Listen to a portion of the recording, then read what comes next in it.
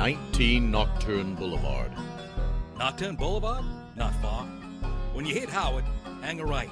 Howard meets Phillip at a weird kind of angle. Then you cross James and Poole. You can't miss Nocturne. It's just past the automatic. 19 Nocturne Boulevard. Your address for suspenseful stories of the speculative, strange, and supernatural.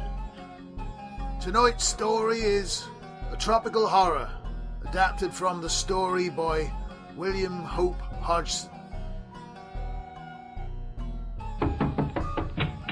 Yes? This is 19 Nocturne Boulevard. Won't you step inside? Did you have any trouble finding it? What do you mean, what kind of a place is it? Why, it's a 19th century sailing ship in the middle of the ocean. Can't you tell?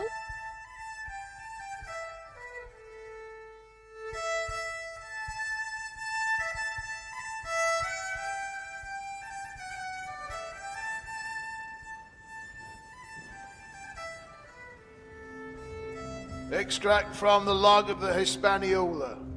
June 24th, 11 a.m. Sighted four-masted bark about 4 points on the port bow. Flying signal of distress. Sent a boat aboard. She proved to be the Glen Doone, homeward bound to London.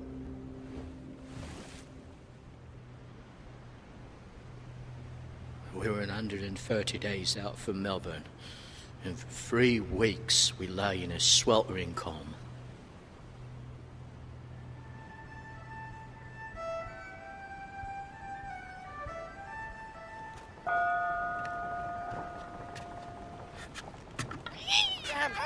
What, me? The one old enough to grow a beard? On watch? Oh, no. I enjoy me a midnight smoke while watching water do bugger all. You're not on the glass tonight. Pincus took it. Why? Wants to keep awake so he can sleep good and deep later. Huh? Oh, I was just saying to Pincus that if he didn't stop dreaming about girls, the wind'll never come. How do you know what he dreams? He talks between ripping snores. Oh, Jenny, kiss me, darling. Oh, Jenny. And why should you believe a tadger like you? I've an honest face. What? What is it? Oh!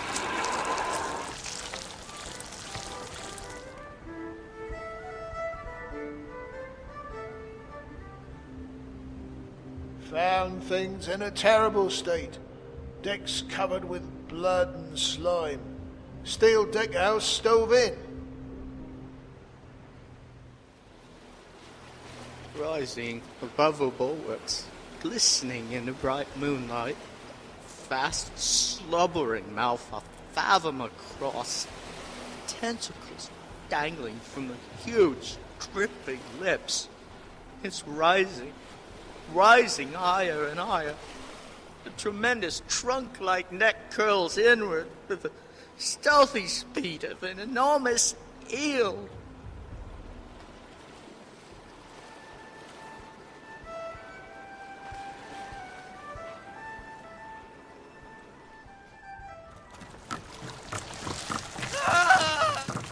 Oh, Lord! Is there no end to it? Grab my hand! Hang on! Up you come! Don't let go! What's it doing? I can't see. It's just lying there. What is it? A horror! Let me look. No! You keep gripped! It's like a monstrous serpent. Inked and writhing, slimy coils.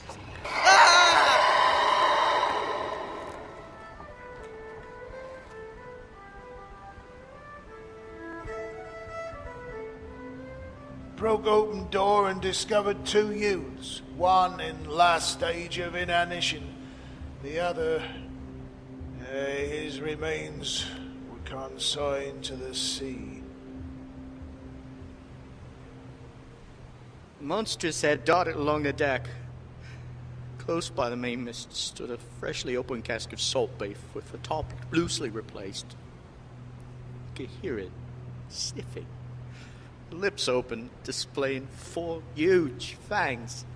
A quick motion forward in the head, a sudden crashing, crunching sound, and the beef and the barrel alike disappeared.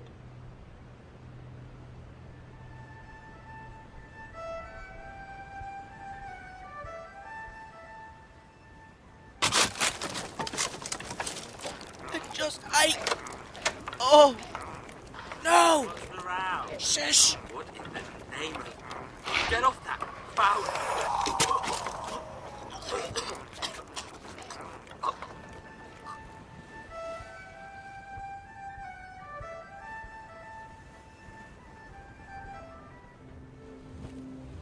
Went aft again and found youth showing signs of recovery.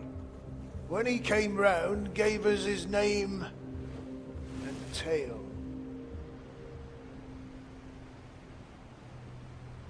The lookout witnessed the tragedy and flew for the forecastle, flinging to the heavy iron door after him. The carpenter and the sailmaker ran out from the aft deck in their drawers. Seeing the awful thing, they rushed after the cabin in shouts of fear. The second mate, after one glance down the break of the poop, ran down the companionway with the helmsman after him. We heard them barring the scull and abruptly realized that we were on the main deck, alone.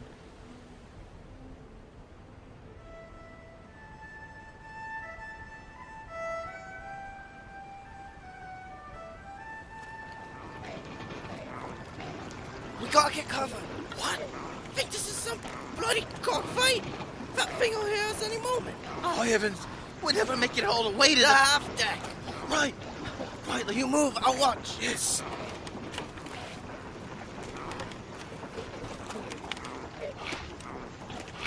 Joky, run!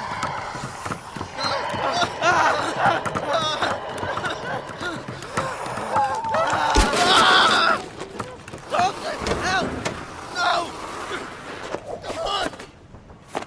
The door!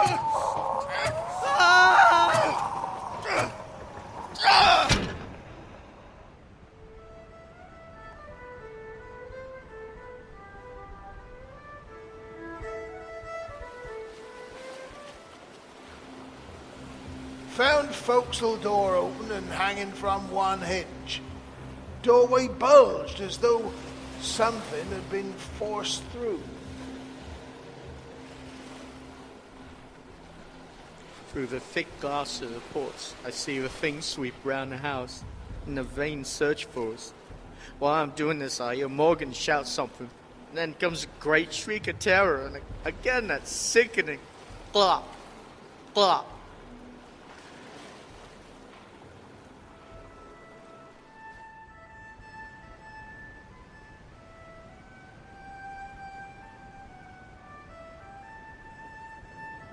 Is it? Someone's out there. I couldn't see. Saints preserve us. What can it be? Look! What? Shove over! Up the rigging! There he goes! Morgan! Godspeed. It'll get him! We have to do something! No, you can't. But Morgan! Look, it's too late. No, he's fighting it! A bloody sheath knife against a something from the pits of hell. What odds? I know that you can't. Hurrah! He did it! What? What? Shift? Let me have a look. He's gone up the rigging! He made it let go! At least it bleeds.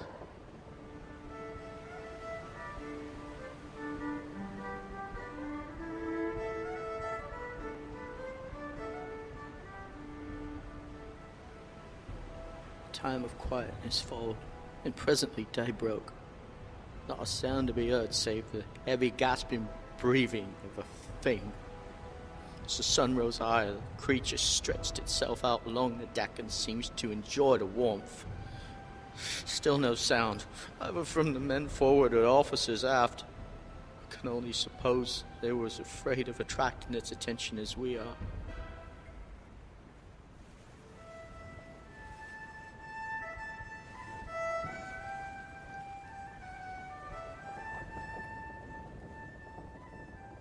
just sitting there.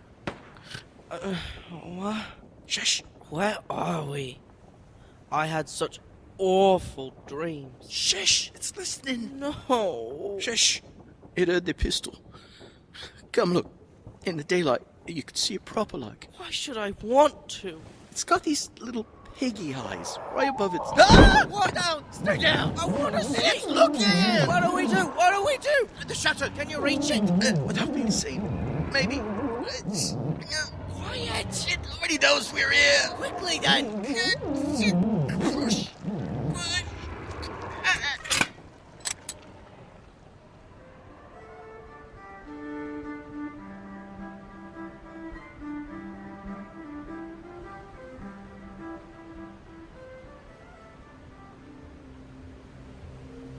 Went aft to the cabin.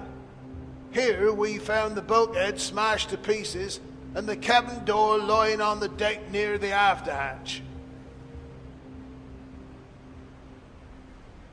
About an hour before midnight, I fell asleep.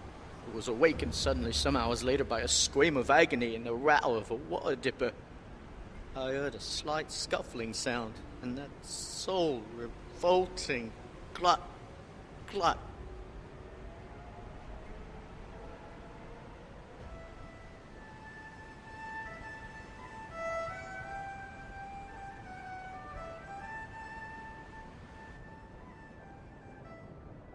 Oh. Who do you think it was? Dunno. Must have come down from the rigging. Why? Water. Poor beggar. And here we are, locked in with enough. No, you can't feel guilty. I can if I want to. It don't do us no good. We have to look after ourselves. And do what? Hold out until it goes away. Who do you think is still alive out there? I saw the captain forward. There were others with him, but I'm not sure which. And the men in the riggings? 2 or 3, maybe.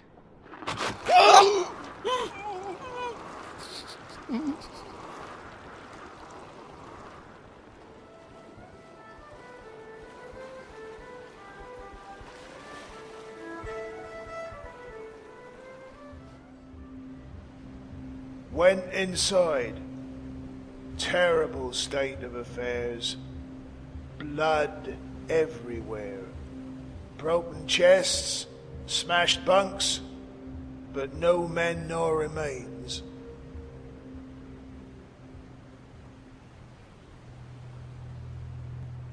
Presently the ship canted over to starboard, and I knew that the creature had gone over to that side. Great hope sprang up within me that possibly it was done with us, and it would go back over the rail and into the sea. For a time, all was silent, and my hope grew stronger.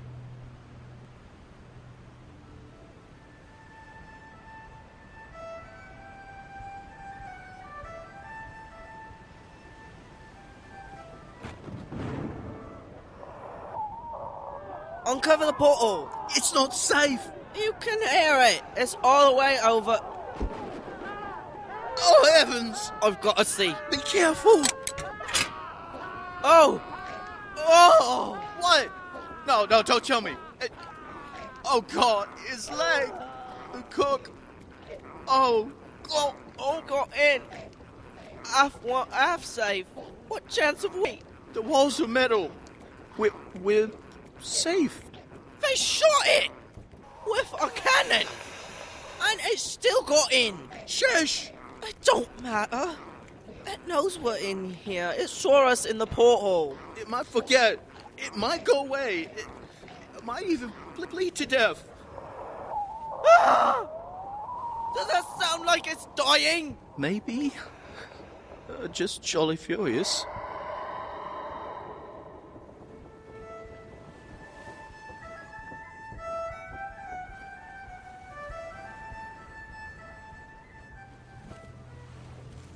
We wait another hour or so, with hope ever rising. My confidence is returning fast. Not a sound can we hear, not even the breathing of the beast. I get out some biscuits, and Joky, after rummaging in the locker, produces a small piece of pork and a bottle of the ship's vinegar. We fall to with relish. After a long abstinence from food, the meal acts on us like wine.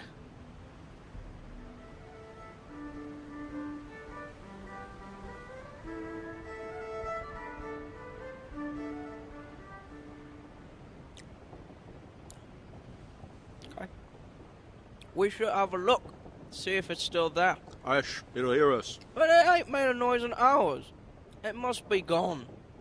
Or dead, even. Come on, we can crack the door. No! No, if you must have a look, we'll open up the shutter and peep out that way. Very well. For the love of heaven. No! No, it's not safe! It must be. It's gone. You're mad! You're feverish! Listen! Just listen! See? I suppose... Ah! No! No! Stop it, Joky! No! No! Quiet, quiet. Please, quiet, quiet.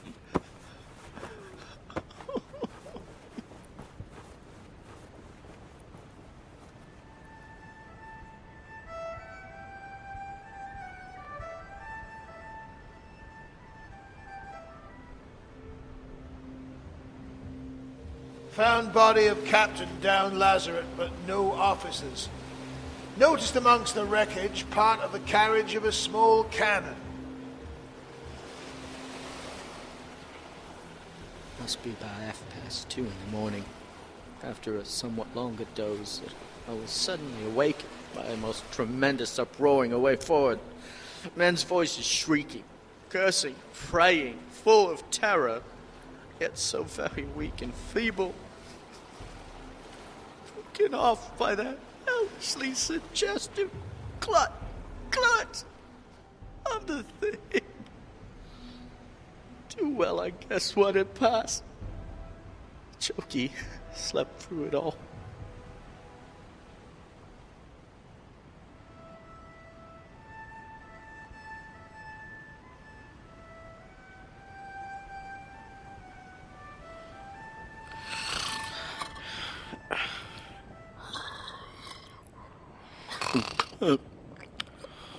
Did you light the lamp?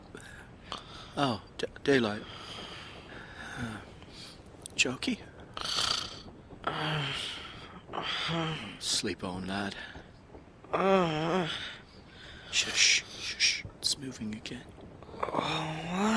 Shush. Dream yourself home, Joky. What? Shush, shush, shush. It's moving about. Searching. Has anyone left? I hope not.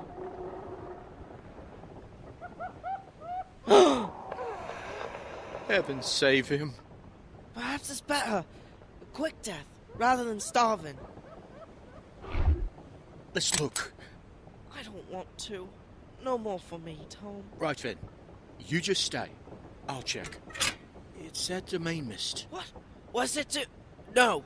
No, don't tell me. Don't. It's you. No! It's caught around the mainmast, and its head's above the topsail yard. Shut up! It must weigh 100 ton. It's got a claw arm and it's reaching for something I can't see. The portal's too small. I'm not listening. Not listening. Just a bit. You opened the glass? Shh! I'm watching it. It's far across the deck. It's Jonas up on the mast. Good God! The thing is climbing. It's stretching. Close the window. I don't want to hear him.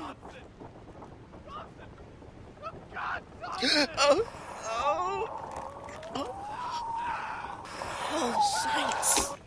He's dead. Is he the last? Might have spied a couple higher up. There! What? It was trying to coil higher up in the mast, and I saw it. Come away, then, and don't look anymore. No, I saw it. The wound. It must have been the cannon.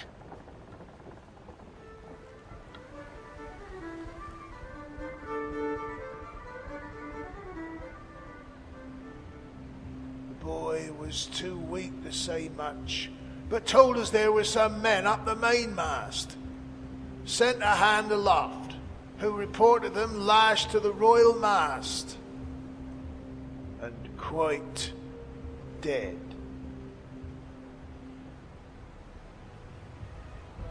Dropped my gaze aft. Saw the cabin door torn from its hinges, the bulkhead partly broken down. With a shudder, I realized the cause of those cries that followed the cannon shot. Then I drew in my head and fastened up both port and cover.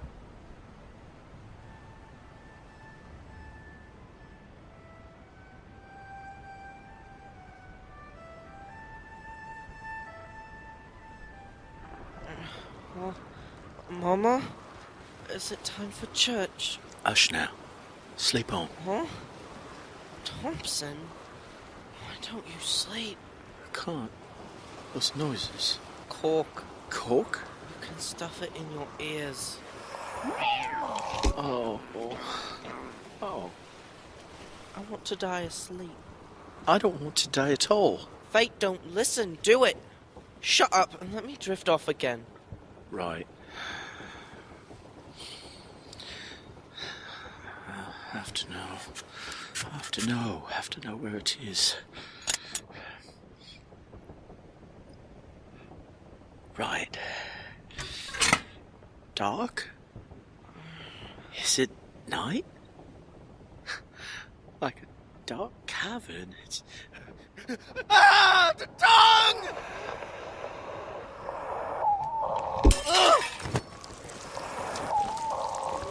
Ah! Get under the bunk! Keep on! There! Have a taste of that! Joky! Hide!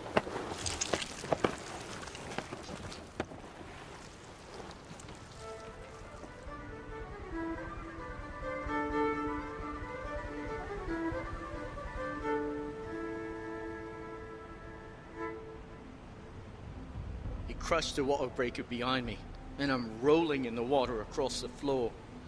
The claw drives up, then down with a quick, uncertain movement, striking the deck a dull, heavy blow, a foot from my head. Joky gives a little gasp of horror. Slowly, the thing rises and starts feeling its way around the berth. It plunges into the bunk and pulls out a bolster, nips it in half and drops it, then moves on. It's feeling along the deck. As it does so, it comes across half of the bolster, seems to toy with it, and picks it up and takes it through the port.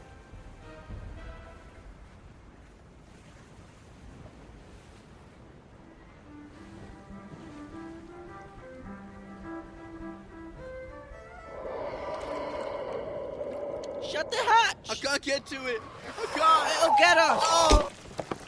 Yay, the way God preserve me!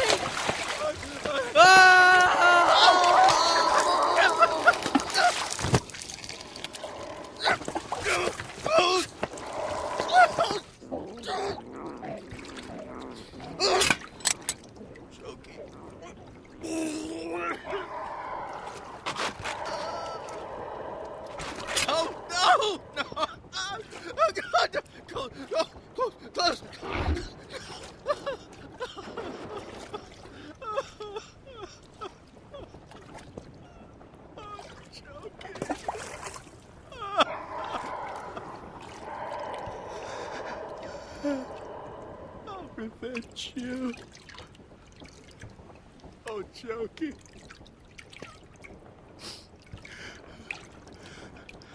There has to be something. Something. All. No. Scraper. Crimp. Shit. Save me, oh Lord. Just there.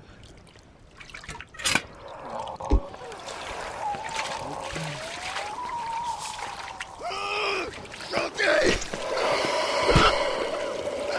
Joky! It's Jonah! Morgan! Captain! It's Tom!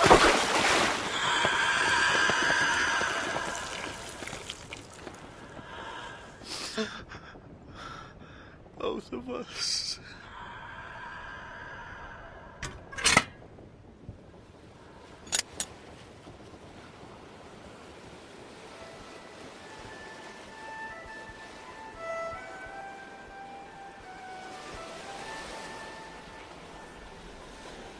I strike savagely again and again and again, gasping as I strike.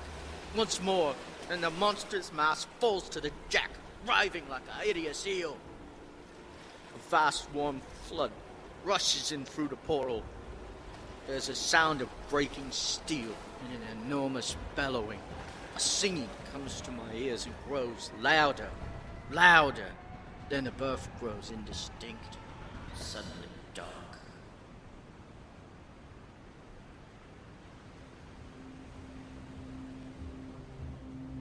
There was a great quantity of blood in the place, and a huge curled-up mass of whitish flesh, one end of which appeared to have been hacked through with a sharp instrument. I've sent the second mate with 6 men to work her into port. Thompson is with us. He has written out his version of the affair. We certainly consider that the state of the ship, as we found her, bears out in every respect his story.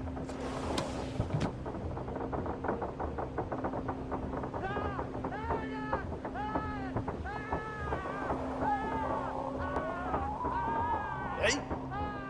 What's that now?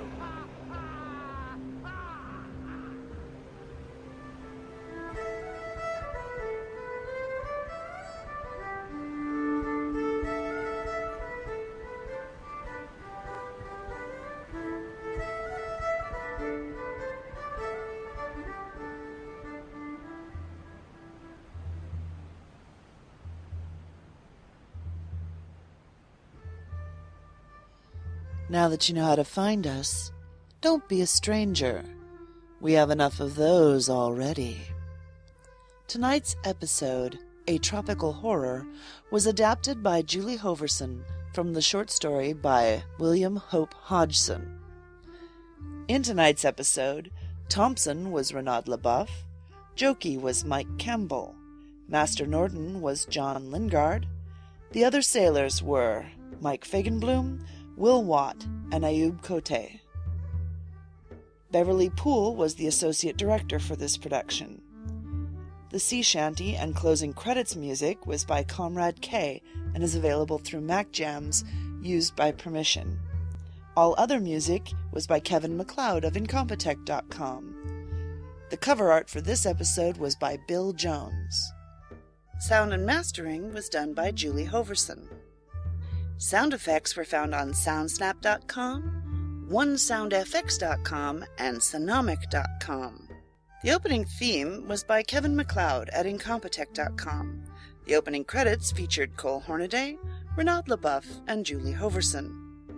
All persons, places, and events in this story were fictitious or used in a fictitious manner and are not meant to reflect any persons, places, or things, living, dead, or undead.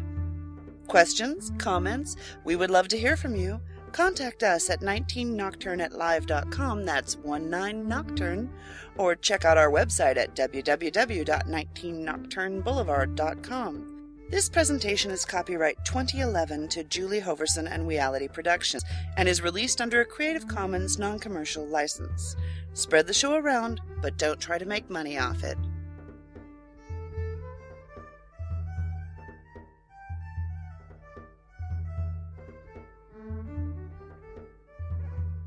Do something that starts with a Q. You're making me earn my sandwich. We're gonna need another Pete. Ladies and gents, my girlfriend shall now be telling me what to do. Again. This is different Al. Usually all 3 of her tell you what to do. So,